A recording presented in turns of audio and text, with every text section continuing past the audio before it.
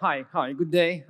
So happy to see you all here. So many friendly faces, and I must say, being part of FlutterCon this year, the first of the series, I hope, has been a real pleasure. And meeting all of you and chatting, amazing experience, and also the quality of the talks, like yesterday, today, and I hope that tomorrow is so high that I really envy you guys that you have a chance to attend because sometimes as a speaker you just don't have so much throughput, but. Uh, Again, amazing event, and I hope that you will join me for a story today about how we had to pivot during our development process. And I'm going to talk about the app that we have built. But before that, let's just do a proper introduction. And of course, the clicker doesn't work. Anyway, so I'm Dominic, and I've been a Flutter GDE for a while. And before that, like for the last few years, I've worked with one of the coolest companies in the market, like Lean Code and Very Good Ventures. They both have a booth here. So if you haven't met them, please, this is where I've met the best, the coolest people ever. So if you can, please give them a round of applause. Two cool companies, and please join them at the venue.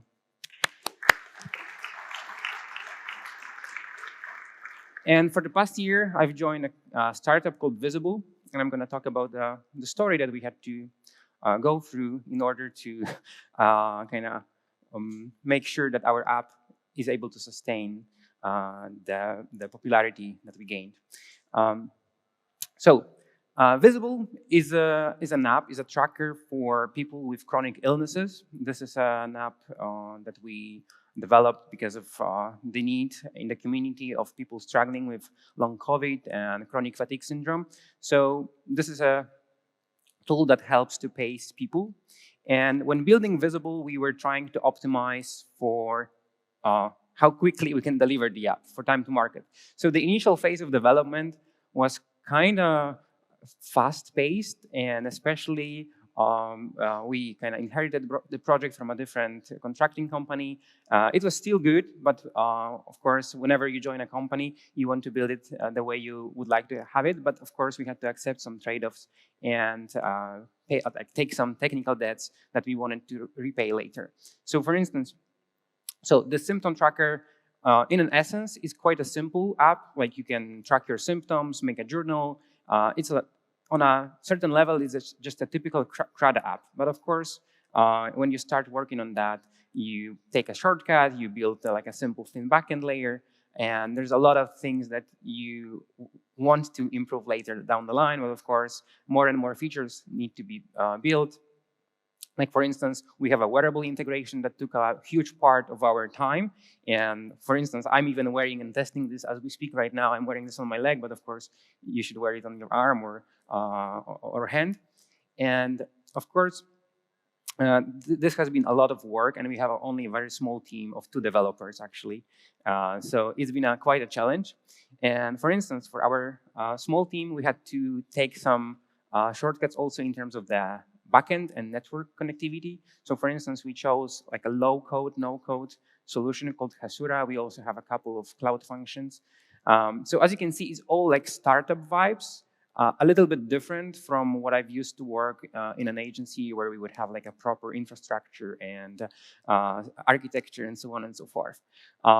So anyway, we iterated pretty quickly, but we also gained a lot during this time. So we quickly were able to offer a public beta of our app. So I think in November, December, we were able to launch it, and just by the word of mouth, people were just recommending this to each other, people from the long COVID community. And this let us get us quite a big traction pretty quickly. So just after a few weeks, we were able to get some quite a good number of users. So this is the first few weeks of the launch. Of course, that's like approximation, but in like a few days, we gained several thousands of users. And before that, we only had a handful of like 50 to 100 early adopters. So the scale suddenly started to change pretty rapidly.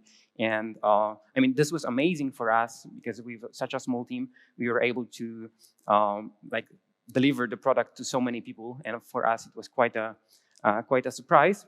But nonetheless, this led to some certain stories later down the road. And of course, this like happily, this all continued. So even for the months to come, we were having quite a good traction. People were coming, they were staying for a pretty long time. So for instance, the typical retention after like 4 weeks was 80 to 90%, which is quite high in the mobile industry. So I don't know if you've ever seen any of the retention charts. Typically, they just drop immediately after a few minutes or hours, whereas in our case, it was much longer retention. And this was mostly due to the fact that people were finding the app quite useful. And I think that even today at the conference, I found someone using the app, which was quite a nice experience, I must say. So everything went quite perfectly. We were getting a lot of users, a lot of traction. We haven't spent a penny on marketing, and it's like a success story, you could say. But of course, with adding new features and taking more technical debt, like it was not like a free of charge. We've been getting amazing feedback. Like, so people would just post App Store reviews on their own with 5 stars. They were sending intercom messages to us saying that they enjoy the app. People on Twitter would just post screenshots, and that was the first time I have ever kind of was getting this kind of feedback from our users. So that meant a lot to me. Although, as I said, we had one problem. And of course, like the app was functioning quite well, but from the scale of 100 users to the scale of like 20,000 users, many things start to show up that used to be invisible or were just lost in noise. So things that would only occur to a 1% of a user base or 2% suddenly started to be a real problem. We only had one amazing customer support person called Ed, and he was faced with a lot of requests and issues from our users. So for instance, one of the major problems that we had was that we were getting a lot of network exceptions. And this is a screenshot from Crashlytics, and it shows a little bit incorrect information because we were reporting some of the errors as crashes, despite they are not being crashes. So of course, for our founders, it was a big deal, like, how come we have 9,000 crashes? And of course, we had to explain these are kind of misinterpreted.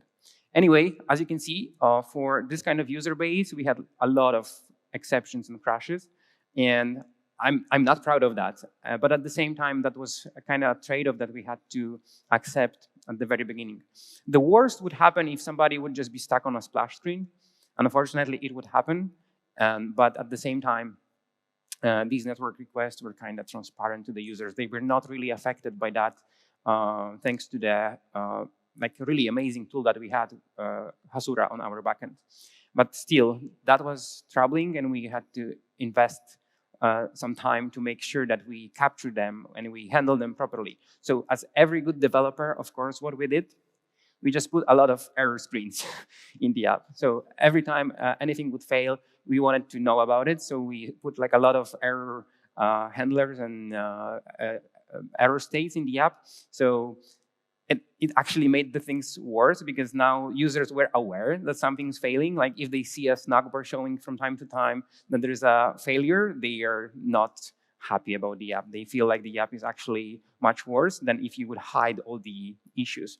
So of course, after getting more and more feedback about that, we started patching things up. So the thing that happens when you scale from like 100 users, or like a hobby app, to thousands of users is that suddenly you're like folks that tend to live like in rural areas, or maybe they don't have a good reception, or maybe have like a lower end phone.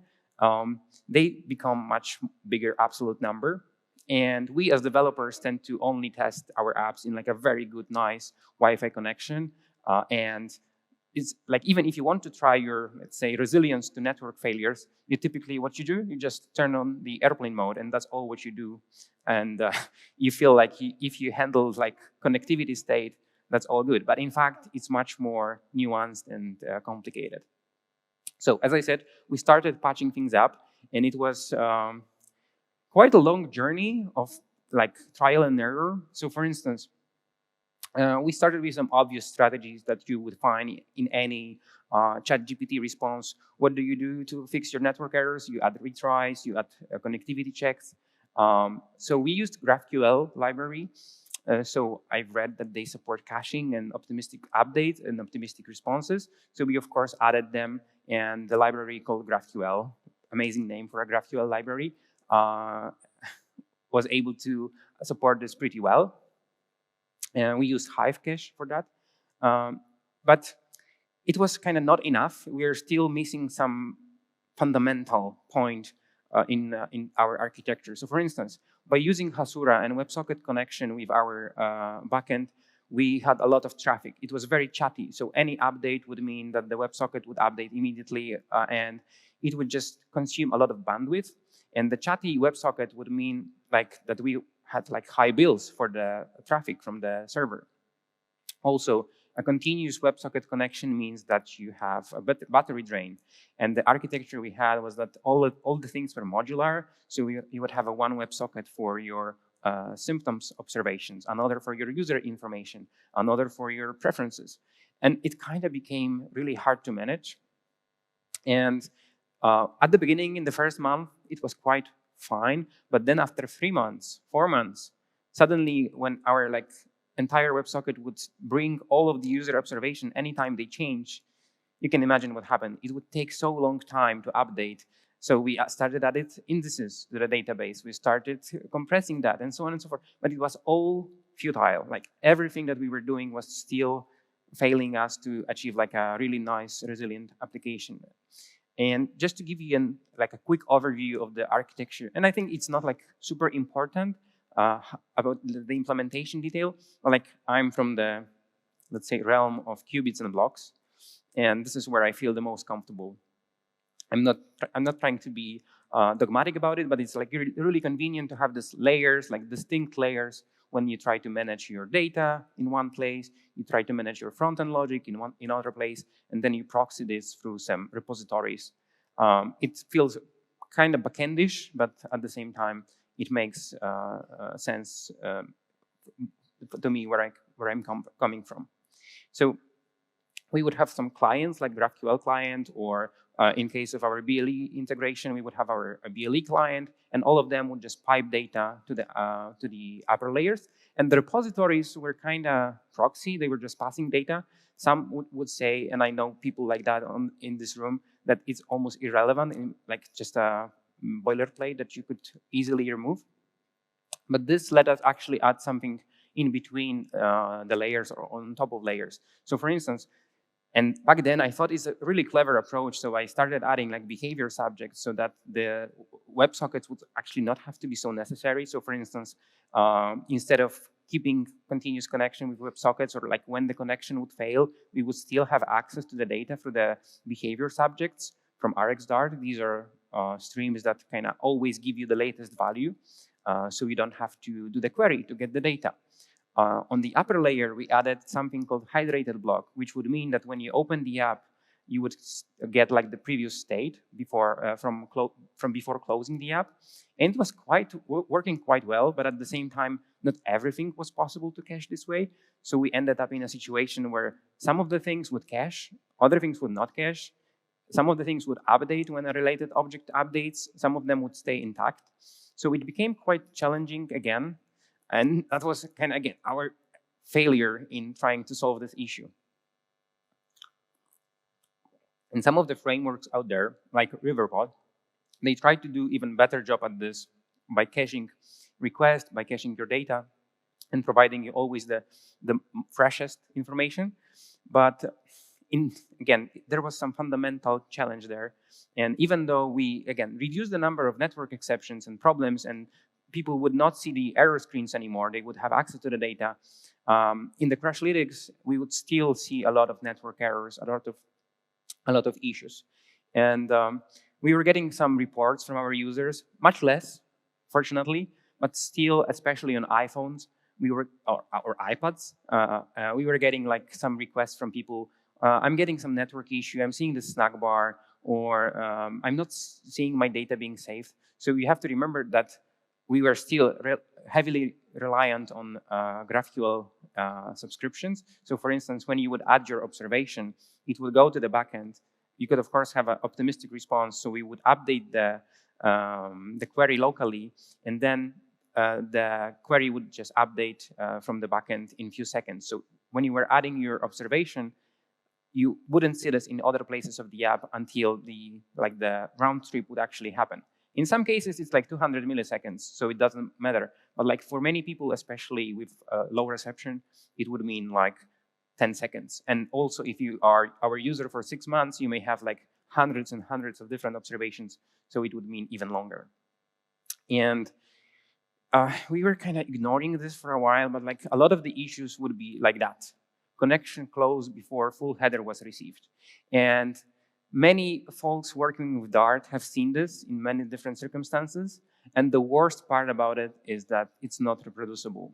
It's very hard to find a way to reproduce this. It happens on a very low level, and it just happens sometimes when you get this, it's almost like impossible to recover without actually just restarting the connection. And at the scale of like 10,000 daily users at our peak, it was happening like dozens of times daily. And the other one, quite tricky. This is it seems like the app is not able to, like the DNS is not able to resolve the IP address. And I see some people smiling here because you've also seen that. And there's a couple of issues about this as well.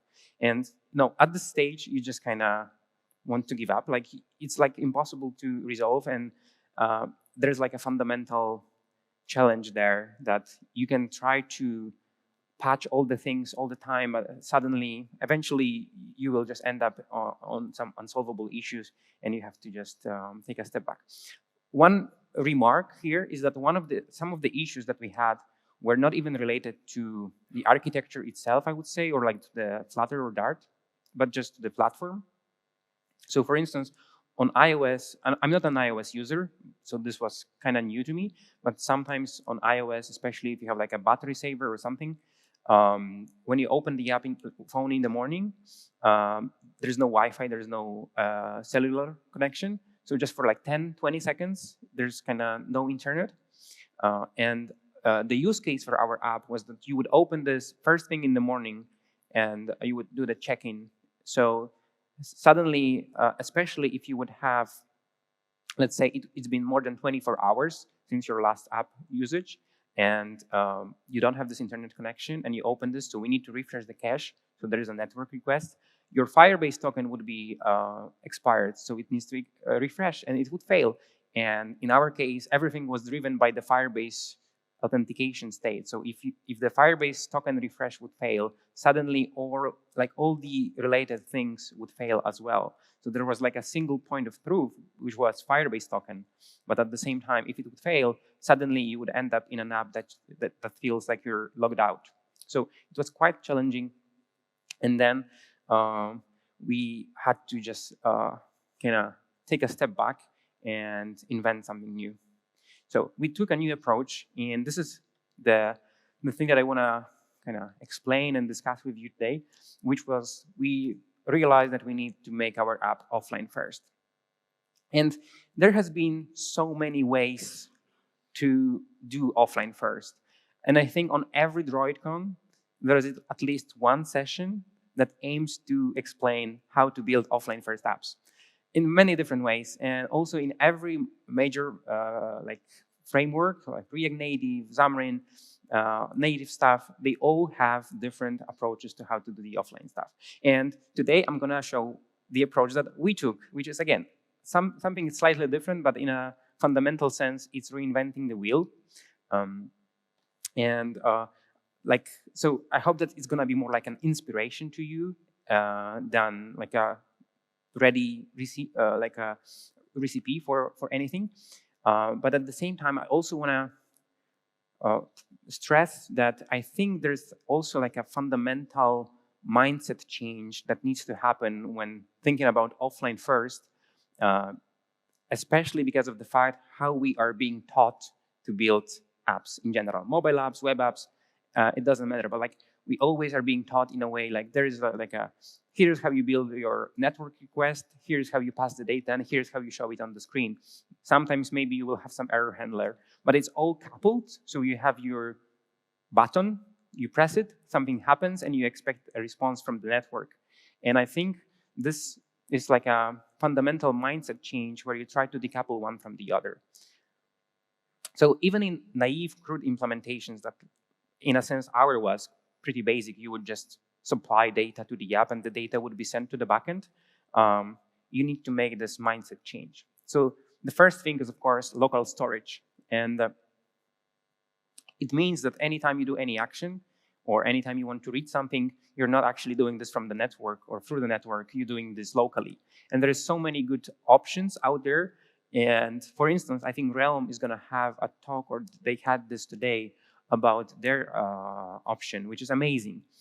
There's ObjectBox, there's Couchbase, there's a Flutter specific ISAR, and so many more. But in our case, we didn't have much time to invest in like a new tool or like a fancy tool.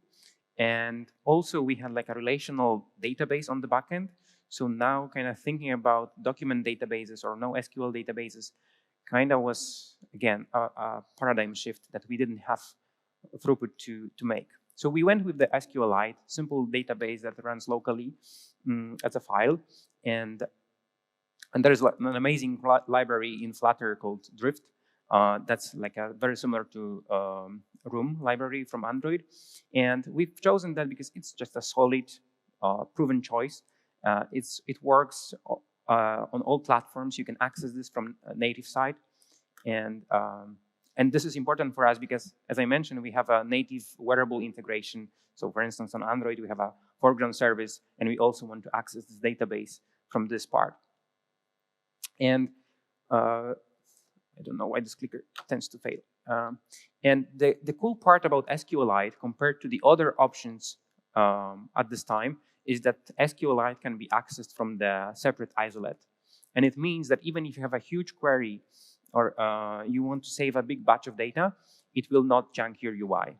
There is like a certain setup that you need to make it happen. But once you have it done, and also once you add encryption to that, it means that you have a pretty solid local database. And of course, it's a little bit old school. So if you're like trying to find something new and cool, then SQLite may feel a little bit dusty. But at the same time, it's been like a really, really good solid choice without huge mental change, especially because we are running Postgres on the backend. So this is going to be just one simple example of how we solve this in terms of the code. So what we wanted to do is, again, limit the cognitive load, make sure that we don't have context switching all the time between our backend and our mobile app. Again, very small team. So we mimicked the backend model locally. So you would have your user table, you would have your observations table, anything like that. And one important thing that arose because of the fact that we kind of had to retrofit local storage into the mobile app is that we started with like a backend-driven ID generation. So anytime you would add a new observation, anytime you would add a new node or anything like that, it would be the database that would generate the ID. And we wanted to make sure that the app stays backwards compatible. We didn't have like a solid force update mechanism. So we wanted to make sure that it kind of works even if you're using older version of the app. So one concept that I think is quite interesting, and maybe not everybody would think about it, is that suddenly you have to generate IDs locally, but you already have the ID that's being generated by the backend. So the solution that we took was we just added a second ID that's being generated locally, this time UUIDs. And this means that locally you can distinguish between the entities that haven't been sent to the backend. That's quite easy, but also straightforward and also powerful because that now you can distinguish between the different entities. And of course, on the backend, you maintain these UUIDs as well. So essentially, you have to deal with two IDs. And also, the cool part about just kind of forcing yourself to SQLite was that suddenly you embrace the relationships. We have a relational model on the backend, like user has nodes, user has observations, and so on and so forth. One to many, many to many, and so on and so forth. Whereas like with other options like document databases, you may have some relationships, but not necessarily the same way as you have with SQLite and typical SQL queries. So for instance, in case of like a simple node entry, you may have like a couple of properties, and in our case, the primary key became like the local ID that's generated by the user. Important note here that the remote ID in this particular case is nullable, so you don't you not necessarily know a remote ID. So like again, this is a paradigm shift a little bit. Suddenly you cannot rely on the backend ID anymore. So you have to switch between one and the other when working with the data. So that's just the read of the data. But then the bigger thing that actually took the bulk of the time here is we also wanted to decouple this actions from network requests. So in GraphQL, you may have these optimistic responses. So anytime you do any action, you can assume what's going to be the response from the backend and carry on with that.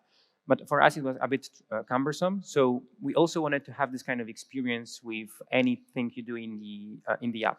So instead of like whenever you, let's say, update your username, we are not actually doing the network request. We are adding a task to the queue of actions. You may think of that as a simplified event sourcing, where you just add action of a user to the queue that's going to be executed later. If everything goes well, you can execute this immediately. If not, you can retry it later on the next app launch and so on and so forth. The cool part about our app is that it's like a single user app. So there's no like issue with multiple people modifying the same thing. So as long as you maintain the order locally, everything should be fine. And this change let us actually make the app almost completely offline first. So let's dig a little bit deeper into what's actually going on. So again, I'm using qubits and blocks, but this is kind of irrelevant here. So let's say in the morning when you do your check-in, you rate your sleep and so on. Now we are going just through the repository that deals with observations. And what happens is that we just save this observation to the local database, nothing fancy. But the other thing that we're doing here is that we are also adding this synchronization task, this action task, that is going to be executed at the earliest convenience. And there's another thing that's going to take these tasks. It's going to listen to these tasks. And by the magic of debouncing, you can wait for the user to kind of finish all the things that they do. And only after that, you just pick up all the tasks that are queued and just execute them one by one. The cool part about this is that we actually didn't have to change almost anything in our client-side logic. So let's say we used to have like these mutations and queries that we would do for our GraphQL client, but by just decoupling them, now suddenly it's a different thing that deals with all these network requests and retries and things like ordering of that. But and the app itself kind of feels like it's super snappy. So anything you do just happens instantly. So after the request is done, we are getting actual data from the backend that's been saved. So we get the actual remote ID, we get the updated timestamp, and all the other metadata that we need to make sure that we synchronize between client and the backend. So we update our observation with our remote ID, we mark our task as done, or maybe as failed if it failed, and then it gets notified immediately to all the other listeners. So in this particular case, you may see your observations on your home screen, and in a matter of few seconds, you see that it's been saved to the cloud. So this meant that optimistic updates became super easy to have. So for instance, this is a short video where I'm just adding my observation in the morning, and I can instantly see this in the app.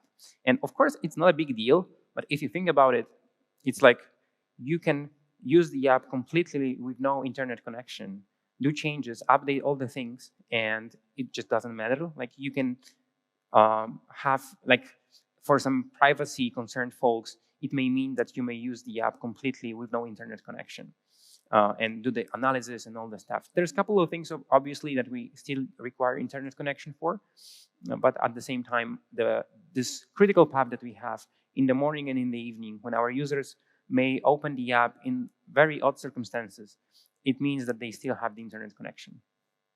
And for us on the dev side, we added this little thing that just tells us if the given task has been succeeded. So for instance, because these are just entities in the database, we can see that 10 seconds after you made the change, there is a task that is in progress. If it fails, you get notified about it. If it succeeds, you just retry it later. So for us developers, it was like a really cool tool, and also to show to our non-technical folks what's going on under the hood. And I would say the last thing that is really important is the background synchronization. So it may happen that during the runtime of the app, there was no proper time, there was no proper internet connection. So suddenly, let's say, you end up in a situation, and especially if you close the app, you end up in a situation where the data wasn't sent to the backend. And as I mentioned, it's not a big deal, but at the same time, it would be nice to have this data being piped to the backend. So what we do is that we have a nightly sync that's just being executed as a background process using Work Manager on Android and a background task on iOS that just makes sure that in the evening, like during the night, we fetch all the fresh data from the backend, like dictionaries and preferences and stuff. And we also update all the actions. We send actions to the backend. So this way, like within 24 hours, you should have all the data being synchronized with the backend. And some would say, what about conflict resolution? What if there's many things that conflict with each other? And again, probably on every major conference, there is a talk about how to resolve conflicts in this kind of situations. But in our case, again, thanks to the fact that we are small app with a simple use case, we didn't have to worry too much. We have a single user app, at least so far, and we don't have to worry about conflicts because it's the user that's the source of data. But of course, if we would have anything like a multi-user or like collaborative app, we would have to think about things like conflict-free replicated data types or different resolution strategies. But in our case, we just went with the LWW, which is last write wins. So if you have, let's say, if you use the app from 2 phones, it's the one that's been sent as the last one is going to win and is going to be persisted in the backend. And all of that has been on my mind for quite some time. And as you can see, it's quite straightforward. Some would say that it's not even like a material for a tech talk, but at the same time, I think it spans like a bigger idea. And this has been a talk at DroidCon actually a few years ago, and from folks at Monday.com, and they've made like a really nice claim where like you may think about it that, and again, this is coming back to what I've said about how are we taught to write apps.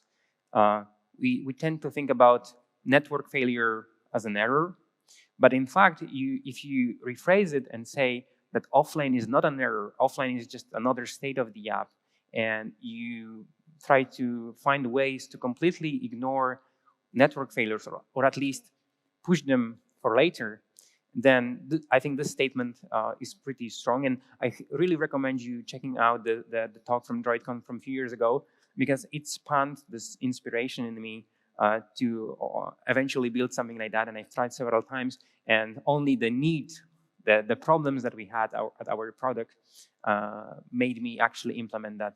And it's been quite a fun ride. So did it work out?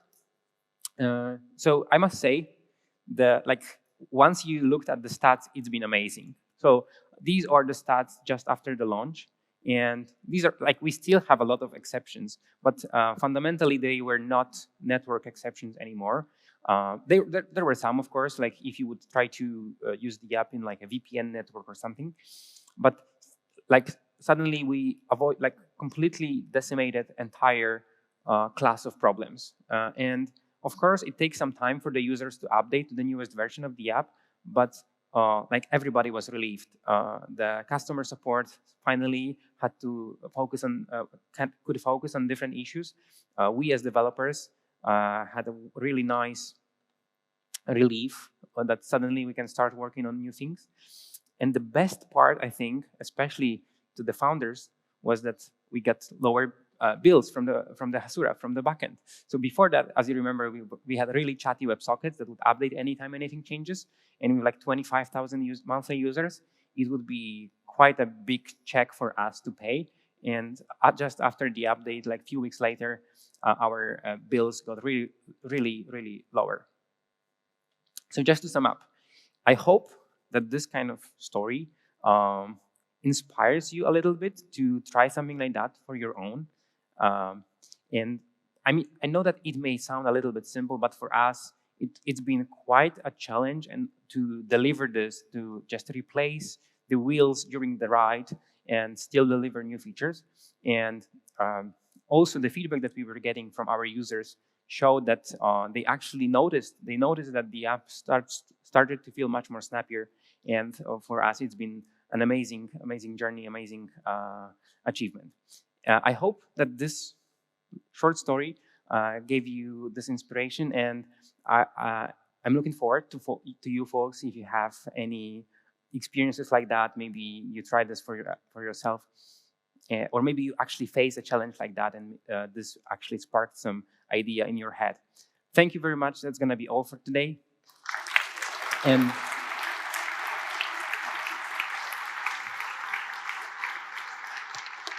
And yeah, I'm looking forward to your feedback and ideas if you have any remarks.